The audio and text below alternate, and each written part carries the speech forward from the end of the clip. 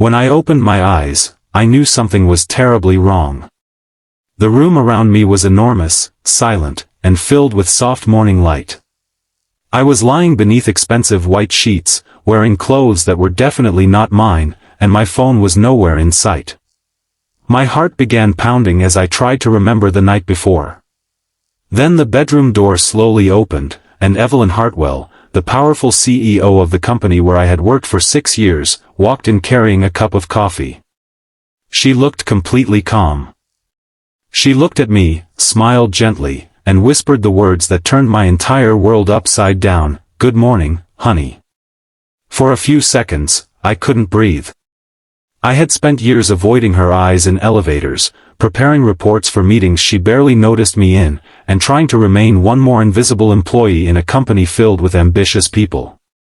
Now I was waking up in her house, and the most feared woman in the building was smiling at me as if I belonged there. If you believe in kindness, forgiveness, and second chances, please like, comment, share, and subscribe to Silent Hope Stories. Your support helps us continue bringing emotional stories that remind us that even the darkest moments can lead to an unexpected new beginning. My name is Daniel Carter, and before that morning, my life had become a long routine of survival. Every day began before sunrise. I would prepare breakfast for my 8-year-old daughter, Lily, walk her to school, rush to work, spend 10 hours studying numbers and financial reports, and then return to our small apartment feeling guilty because she always wanted more time with me than I could give. 4 years earlier, Lily's mother had left us behind after deciding that our difficult life was no longer the life she wanted. I never hated her for leaving. Hatred required energy, and I had none left. I was too busy paying rent, managing old medical bills from my late mother's illness, and trying to make sure Lily never felt how close we sometimes came to having nothing. At Hartwell Industries, I was a senior financial analyst on paper, but in reality, I felt like a shadow. I did my work well and never complained. Promotions went to people who spoke louder than I did. Recognition went to people who knew how to make their achievements visible. I stayed quiet because I had learned that quiet people were rarely asked to give more than they could afford. Evelyn Hartwell was the only person in the company who seemed capable of seeing everything. She was the daughter of the founder, a woman known for saving the company during its worst financial crisis, and someone employees respected from a distance. She rarely smiled. She rarely attended office celebrations for long. I had spoken to her only 3 times, and every conversation had lasted less than a minute. The annual company party was supposed to be an escape from all of that. I almost didn't go. Lily had been excited about spending the night with my sister, and she had insisted that I wear the one good suit I owned. She told me I needed to remember that I was more than someone who worked and worried all the time. I laughed when she said it, but her words stayed with me. The ballroom was bright, crowded, and full of music when I arrived. Everyone seemed happier than I had ever seen them at work. For the first hour, I stood near the edge of the room, holding a glass of sparkling water and watching people dance. Then my phone rang. It was Lily. She was crying. My sister had fallen asleep beside her, but Lily had seen a photograph of our old family while looking through a drawer. She wanted to know why her mother had not come back. She wanted to know if I was sad because of her. Those words struck deeper than anything I had expected. I stepped outside into the cold night air and tried to explain that none of what happened was Lily's fault. I told her she was the best part of my life, but after the call ended, I stood alone under the rain and realized how tired I was. Not physically tired. I was tired of being strong every single day. Tired of telling my daughter everything would be okay when I wasn't always sure.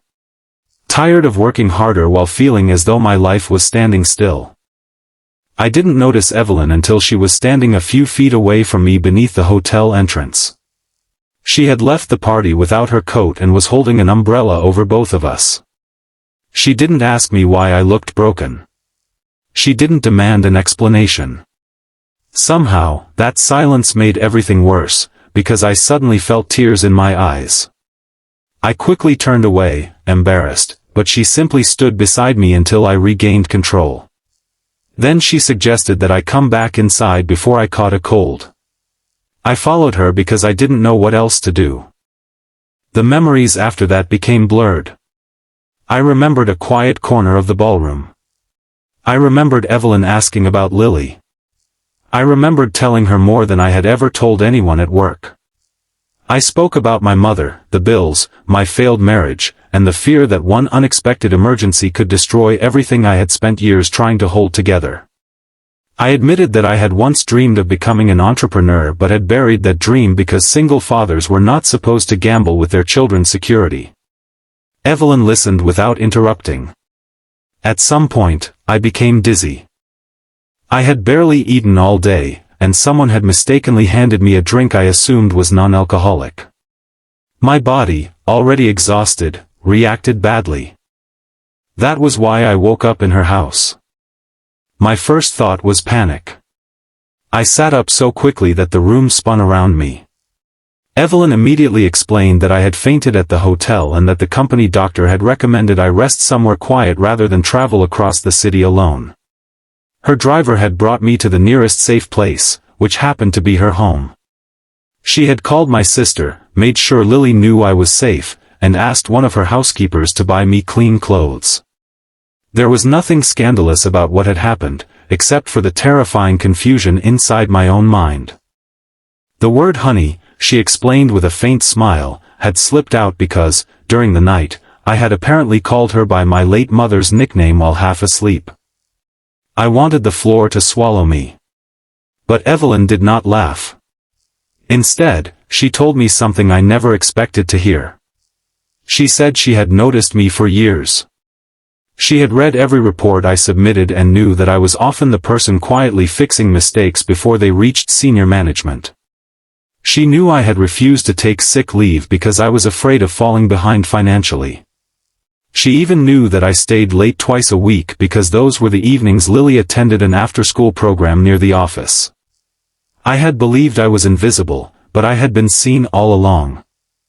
That morning, Evelyn offered me no pity and made no grand promises. She simply asked why I had stopped believing in myself. I had no answer. Maybe because dreams hurt less when you buried them. Maybe because failure was frightening when someone small depended on you. Evelyn told me that surviving was important, but survival was not the same as living. Then she did something that changed everything. She asked me to present one of my old ideas to the executive board. Years earlier, I had designed a plan to create a low-cost financial service for struggling small businesses, but my previous manager had rejected it without even reading the full proposal. I had saved the idea on an old laptop and forgotten it. Evelyn had somehow found a reference to it in an archived internal document. I was terrified. For the next 2 weeks, I worked every spare hour rebuilding the plan. I nearly quit 3 times. The boardroom was filled with people whose salaries were larger than everything I owned. My hands shook when I began speaking. But then I thought of Lily telling me that I was more than someone who worked and worried. I finished the presentation. The room stayed silent. Then Evelyn stood up and began applauding. The program launched 6 months later. It became one of the company's most successful new divisions and helped hundreds of struggling small businesses stay open. I received a promotion, but more importantly, I finally stopped apologizing for having ideas. I moved Lily into a brighter apartment with a small balcony where she grew flowers in plastic pots. I started coming home earlier. I learned that success was not only about earning more money. Sometimes success meant sitting beside your child at dinner without checking the clock. And Evelyn remained part of our lives, though not in the way gossip had imagined after I woke up in her house. At first, she became a mentor. Then she became a friend. Over time, friendship slowly became something neither of us expected. She had her own loneliness, hidden behind the glass walls of executive offices and the image of a woman who always knew exactly what to do. Lily was the first person to make her laugh without caring who she was.